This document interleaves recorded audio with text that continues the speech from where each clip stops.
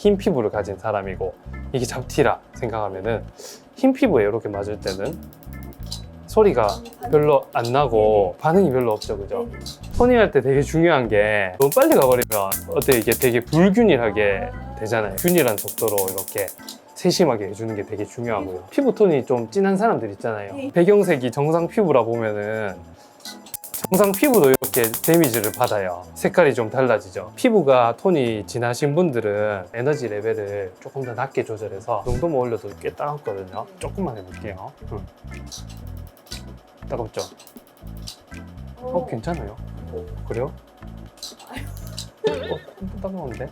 토닝 망극하옵니다. 튀어나오는 피부과 시술이 토닝. 토닝 있잖아요. 대중들에게 너무 친숙한 시술로 많이 알려져 있다 보니까 누구나 좀 많이 해서 효과 보기 쉬운 그런 치료가 토닝이 아닐까 싶긴 합니다. 좀 오래전부터 있었기 때문에 당연히 오랫동안 쓰여왔던 건데 토닝 레이저를 사용하는 어떤 트렌드는 지금 계속 바뀌고 있어요. 과거에는 조금은 강하게 치료를 하던 것이 한번 트렌드가 있었는데 강하게 치료를 하다 보니까 생각지도 못한 부작용들이나 예상치 못한 일들이 발생을 하다 보니까 출력을 약하게 해서 좀 피부를 최대한 좀 손상 없이 끌고 가고 주소 얘기할 때 대한민국 대구광역시까지가 잡히는 겁니다. 무슨 구, 무슨 동, 무슨 뭐 몇 동, 몇 호 그런 것들 안에 속하는 게 뭐 주근깨, 뭐 검버섯, 뭐 흑자, 뭐 기미 이렇게가 다 있는 거죠. 그러니까 포괄적인 개념이다 보니까 어떤 레이저를 쓰고 어떻게 출력을 쓰고 추가적인 어떤 시술이 필요하고 관리가 필요한가가 다 좀 차이가 있을 수 있죠. 피부 속에 이렇게 있는 멜라닌 색소를 깨트리는 게 기본적인 원리고요. 대부분 좀 오해들 하시는 게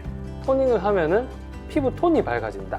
이렇게 조금 오해하시는 분들이 계신데 우리 피부 톤은 가만히 있는 거고 피부 톤보다 더 짙어져 있는 멜라닌을 많이 머금고 있는 흔히 말해서 잡티라고 이제 부르죠. 그런 잡티들을 우리 피부 톤에 천천히 맞춰 나가는 과정이 토닝이라고 보시면 되겠습니다. 이분하게 잡티라고 하면은 굉장히 다양한 진단명들이 있어요. 붉게, 기미, 그다음 오타, 모반, 에브넘이라든지 검버섯도 이제 색소 질환 중에 하나인데 굉장히 많은 진단명이 있기 때문에 진단명에 따라서 피부 속의 색소 분포가 달라요. 피부 표층에 깔려 있는 게 있을 수 있고 그보다 좀 깊게 진피층에 깔려 있는 색소가 있는 그런 질환들이 있는데 진단명을 통해서 진단이 잘 되어야 치료 플랜이 서는 거기 때문에 일단 첫 번째로 진단이 굉장히 중요하고요. 깊이 있는 색소를 치료하겠다 하면은 레이저의 파라미터가 조금씩 다 다르게 들어가야 되기 때문에 토닝에는 굉장히 좀 세심한 관심과 진단이 굉장히 중요하죠. 제일 까다로운 게 이제 기미죠. 네. 기미는 피부과 전문의들 사이에서도 난치성 색소 질환 중에 하나예요. 그만큼 치료가 굉장히 까다롭고 어려운 이제 질환 중에 하나인데 토닝을 위해 내원하시는 분들을 보면은 하나같이 다들 자기 얼굴에 기미가 있다고 말씀하세요. 사람들이 알고 있는 흔한 색소 질환 중에 하나니까 아주머니들끼리 이렇게 모여서 뭐 커피 한잔 하시다가 네 여기 김이 있네 이렇게 돼버리면은 그럼 나는 이제 김이 있는 애가 돼버리는 거예요. 10년, 20년 김이라고 알고 계셨는데 햇볕에 의해서 데미지를 받으면은 일광흑자 그런 종류들이 많이 생기거든요. 일광흑자인데 기미를 오해하고 오시는 분들이 굉장히 많이 계세요. 점이든지 뭐 검버섯이라든지 이런 것들은 사실 토닝 레이저로만 시술을 하다 보면 뭐 세워라 내워라 해야 돼요. 40, 50, 200 이래 돼야 되니까 서로에게 너무 소모전이 될 수가 있으니까 그런 것들을 한 번에 좀 확 태워버리거나 확 걷어내지면 깊은 쪽에 있는 애들만 좀 남아있기 때문에 토닝 레이저를 하더라도 횟수도 줄일 수 있고 효과도 좀 빨리 볼 수 있는 포인트가 될 수 있을 거고 기미는 이게 다른 색소 질환과는 조금의 병태 생리가 좀 달라요. 다른 애들은 이미 만든 애들 우리가 줄이는 역할만 해주면 되지만 기미를 만드는 공장이 계속 돌아가고 있기 때문에 이 공장을 늦추면서 얘네들이 만들어낸 색소도 줄여야 된다. 색소를 줄이는 거는 우리가 토닝으로 줄일 수 있지만 토닝으로 조금만 세게 해버리면 이 공장을 또 흥분시켜 공부가 또 돌아가게 되면 줄여놓으면 더 진해지고 또는 너무 세게 때리면은 모털드 하이퍼피그멘테이션 저색소 침착처럼 이게 얼룩덜룩해져요. 그게 옛날에 했던 방식들. 그래서 이제 막 얼룩덜룩해서 오시는 분들이 많단 말이에요. 그래서 항상 얘기하는 게 기미는 간단하게 접근할 게 아니기 때문에 기미 만드는 공장을 최대한 덜 돌아가게 해주는 치료도 하면서 레이저 토닝도 하면서 흑자들이나 이런 거 치료하는 것보다는 훨씬 더 좀 길게 장기적으로 보면서 해야 우리가 만족스러운 결과를 볼 거다. 이렇게 또 설명을 드리죠. 연기를 안 타는 것 같더라고요. 토닝의 부작용으로 넘어가야 될 것 같은데 과색소 침착이라고 하죠. 흔히 말해서 토닝하고 더 진해졌다. 어느 부분이 너무 하얘졌다.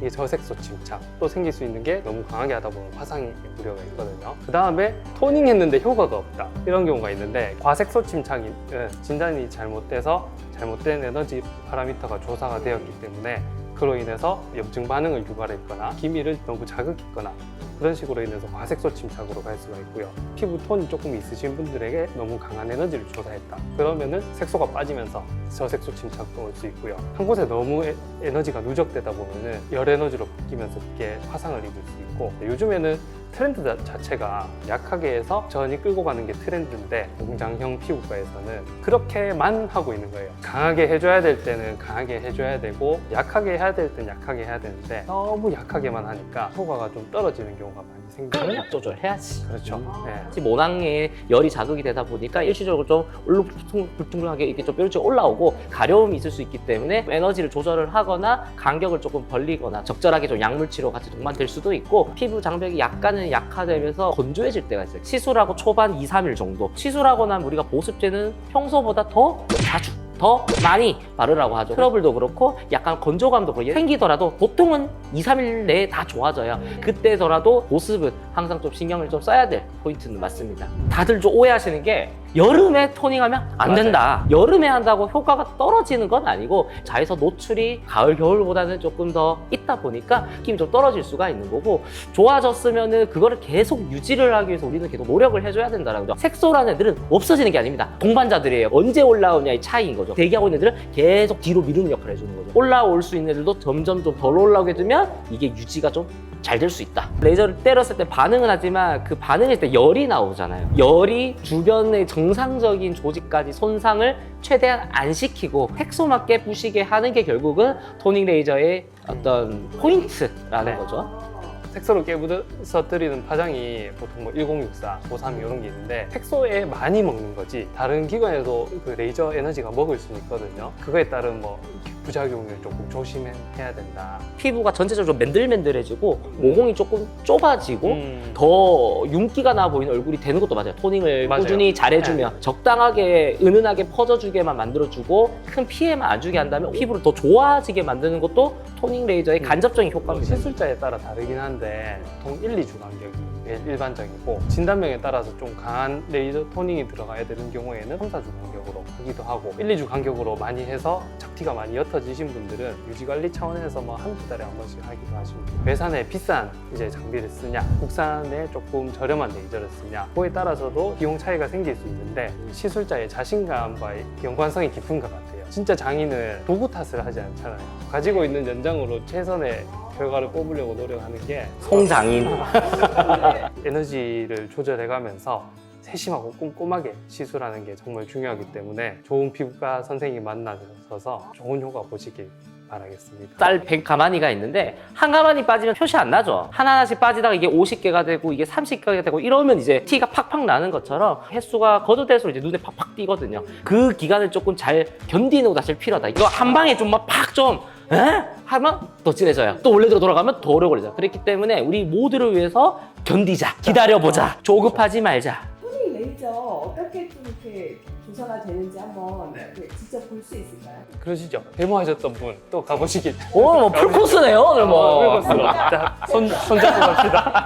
1064 이 파장이 이제 토닝에 기본적으로 제일 많이 쓰는 파장이고, 까만 색소만 좀 선택적으로 파괴를 하는 거거든요. 흰 피부를 가진 사람이고 이게 잡티라 생각하면은 흰 피부에 이렇게 맞을 때는 소리가 별로 안 나고 반응이 별로 없죠, 그죠? 근데 이제 이쪽으로만 가도 이게 실제 색소라 하면은 바로 효과가 보이진 않아요. 피부 속의 색소도 이렇게 부서지는 거죠. 옅어졌을 때 효과가 있으려면은 에너지를 보통 올려서 시술을 해요. 토닝할 때 되게 중요한 게 너무 빨리 가버리면 어때 이게 되게 불균일하게 되잖아요. 균일한 속도로 이렇게 세심하게 해주는 게 되게 중요하고, 피부 톤이 좀 진한 사람들 있잖아요. 배경색이 정상 피부라 보면은 정상 피부도 이렇게 데미지를 받아요. 색깔이 좀 달라지죠. 피부가 톤이 진하신 분들은 에너지 레벨을 조금 더 낮게 조절해서 부작용이 좀 없도록 세심하게, 이게 제일 좀 약하게 하는 모드예요. 이거는 뭐 별로 안 아프죠. 잡티가 좀 진한 데가 있다 그러면 이제 조금 올려서 하거든요. 이 정도만 올려도 꽤 따갑거든요. 조금만 해줄게요. 따갑죠? 괜찮아요? 그래요?